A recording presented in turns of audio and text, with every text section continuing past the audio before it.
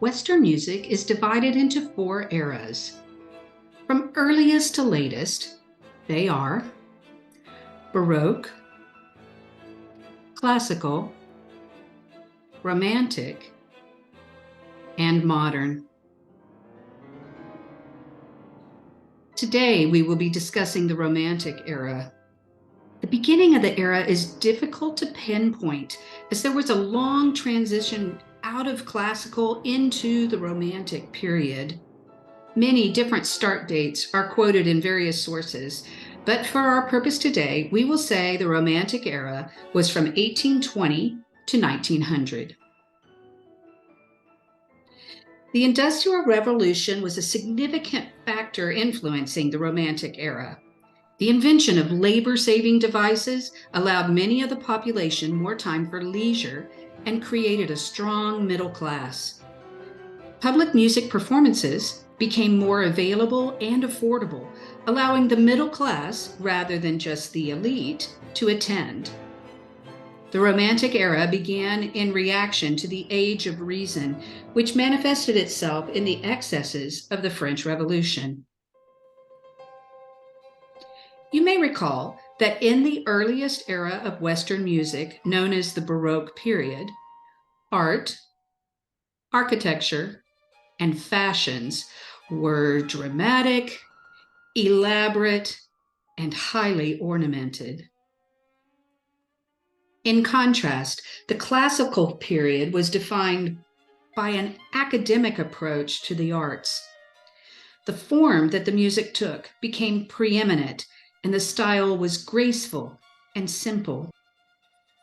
How is the music from the Romantic era different than that from earlier periods? Well, in contrast to the academia and restraint of the classical era, the Romantic era was bursting with creativity and individuality. Emotion was prioritized over reason, and freedom from the traditional forms of music was regarded as a mark of true genius. Many of the arts put a great emphasis on nature and attempted to evoke great emotion through their work. Take a look at this painting, which is considered one of the great masterpieces of the Romantic era. Notice the natural landscape so often used by artists of the era, and how the central figure's pose, looking over the valley, taps into the emotions of the viewer.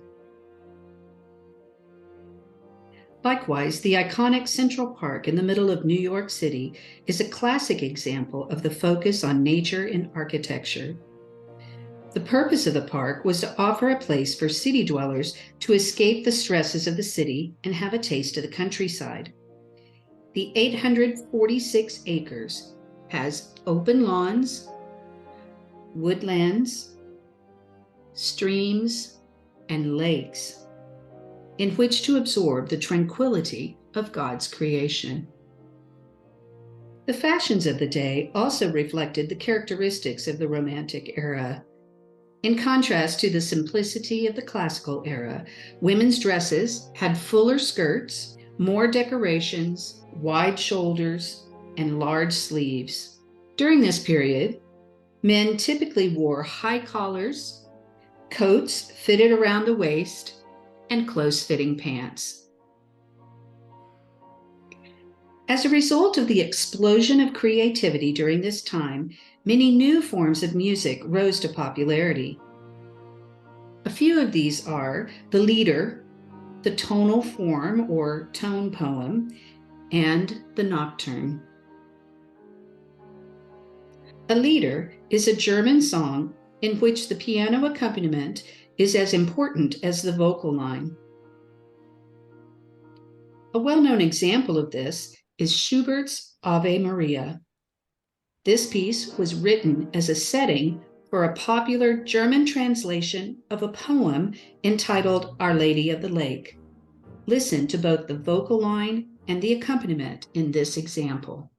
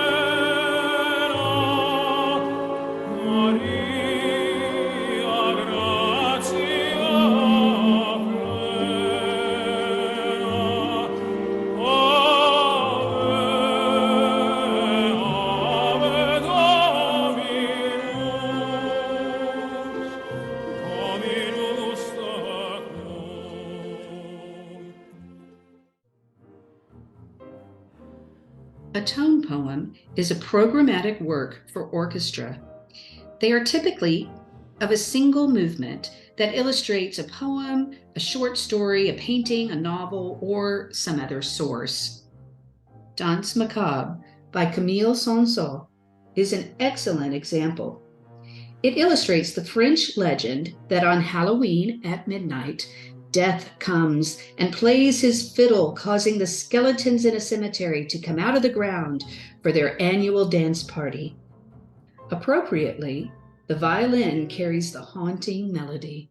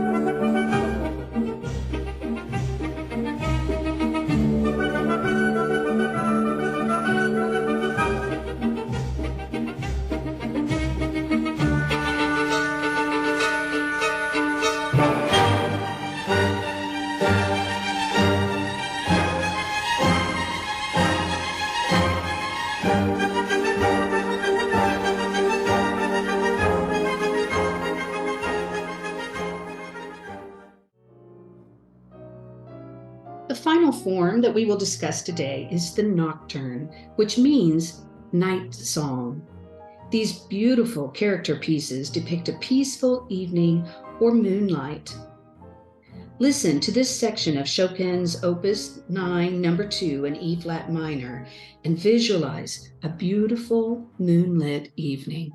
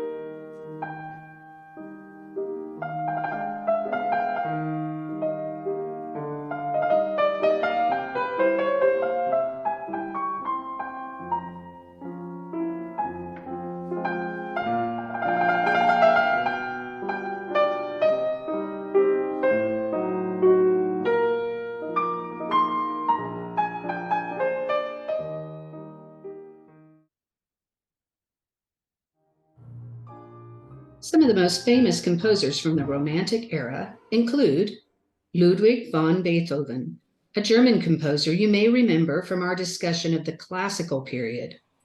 He is considered a crossover composer between the classical and Romantic eras, as his later works departed from the traditional forms and are embedded with great passion. Frédéric Chopin, a Polish composer best known for his works for piano.